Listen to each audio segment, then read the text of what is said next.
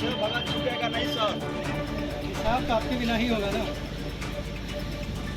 इससे जाना है ऊपर।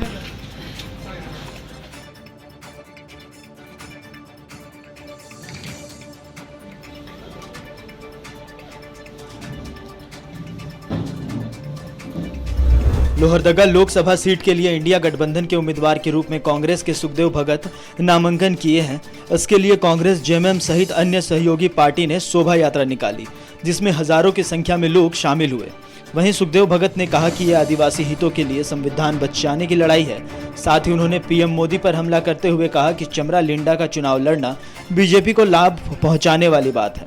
उन्होंने कहा कि आज वे आदिवासियों के हित को लेकर मैदान में हैं। ये पूरे देश में जो लड़ाई चल रही है, ये कांग्रेस पार्टी और महागठबंधन के लोग संविधान बचाने की लड़ाई लड़ रहे हैं और साथ ही साथ ये देश महात्मा गांधी के रास्ते पे चलेगी, ना कि नाथूराम गोडसे के रास्ते पे। इसी विचारधारा की लड़ाई है और जो हमारा जो संघर्ष है, संविधान बचेगा तो लोकतंत्र बचेगा, लोकतंत्र बचेगा तो लोग बचेंगे।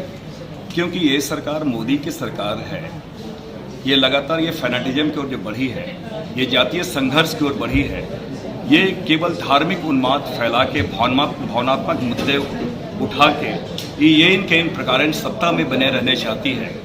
जबकि हमारे जो ज्वलंत मुद्दे हैं, चाहे कृषकों के मुद्दे हैं, श्रमिकों के मुद्दे हैं, महंगाई के मुद्दे हैं, बेरोजगारी के मुद्दे हैं, इस पर ये मौन है।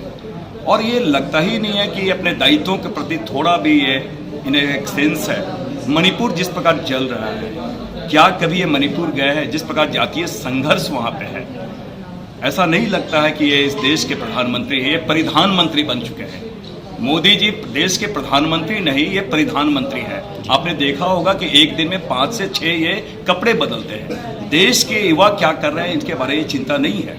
और कहीं न कहीं मैं जहाँ से आता हूँ, ये रिजर्व सीट है और रिजर्व सीट में आदिवासी की सीट है, तो आदिवासी अस्मिता की बात है, आदिवासी रिलीजियस आइडेंटिटी की बात है। अगर हम अपने धार्मिक पहचान की लड़ाई लड़ते हैं, अगर हम ये कहते हैं कि सरना धर्म कोड हमें देना होगा, तो जो अन्य कॉलम थे इसे भी ये बंद कर दिए हैं। यूनिफॉर्म सिविल कोड के माध्यम से, समान नागरिक संहिता के माध्यम से ये हमारे जो कस्टमरी लॉ है, हमारे कस्टमरी आदिवासी कस्टमरी लॉ, उसे ये समाप्त करना चाहते हैं। जल जंगल जमीन हमारा ये कोई खोखला नारा नहीं है। जल जंगल जमीन की हम बात करते हैं, हमारी कमिटमेंट है, हमारी प्रतिबद्धता है। और ये जल जंगल जमीन को ये कॉरपोरेट घरानों को दे देते हैं। ये छत्तीसगढ़ में आपने देखा होगा, हसदेव जंगल के इन्होंने क्या किया है, पेशा कानून के साथ इन्होंने क्या किया है, ग्राम सभा के साथ इन्होंने क्या किया है। ये क्या है, मैं समझता हूँ इनके नारे हम दो हमारे, हम दो हमारे दो।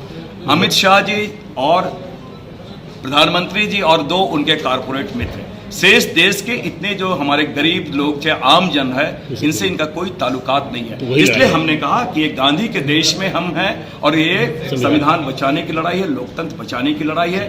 और इसलिए ये लड़ाई है जो संसदीय चुनाव जो है, आम जनता वर्सेस तानाशाह मोदी सरकार की। वो 3 बार के विधायक हैं और एक सीनियर विधायक है और मैं समझता हूँ मेरे छोटे भाई हैं, मैंने उन्हें माफ़ किया। वो नादानी में मैं समझता आवेश में के कोई निर्णय ले रहे हैं और जो उनका जो ये निर्णय है, कहीं न कहीं आरएसएस और भारतीय जनता पार्टी को फ़ायदा पहुंचाने का काम कर रहा। और हमारा जो संघर्ष है, हमारे आदिवासी अस्मिता के बारे है, आदिवासी आइडेंटिटी के बारे है, लोकतंत्र बचाने के, संविधान बचाने की जो लड़ाई है, उस लड़ाई का उन्हें सहयोगी बनना चाहिए। क्योंकि हेमंत सोरेन जी को जिस प्रकार प्रताड़ित करके जेल में डाला गया है, ये चमरा लिंडा जी का यह कदम ऐसा लगता है कि वो भी उनके साथ हो गए, जिन्होंने हेमंत सोरेन को, एक आदिवासी मुख्यमंत्री को, 29 राज्यों में मुख्यमंत्री है जिसे जेल में डाला गया, उनके वो सहयोगी बन रहे हैं। इसलिए मैंने कहा वो हमारे छोटे भाई है, मैं उन्हें माफ़ किया और ईश्वर से मैं यही उम्मीद करता हूँ कि उन्हें कम से कम ये विवेक दे और वो अपना निर्णय अपना समझे कि आज संघर्ष के जब समय आ गया है तो संघर्ष के साथ चले, ना कि किसी और के वो पाले में जाए। यानी आप चाहते हैं कि नाम वापस लें? क्या मैं समझता हूं कि मैंने कहा ये उनका संस्कार है, उनका मापदंड है। क्या उनके पास कोई पैरामीटर है?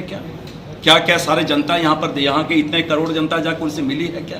ये मैंने इसलिए कहा, मैंने उन्हें माफ़ किया। वो नादान है, मेरे छोटे भाई हैं, इसलिए इस प्रकार के वो वक्तव्य दे रहे हैं और लगता है उनके इस वक्तव्य से ऐसा लगता है राजनीतिक रूप से बहुत ही अपरिपक्व है वो।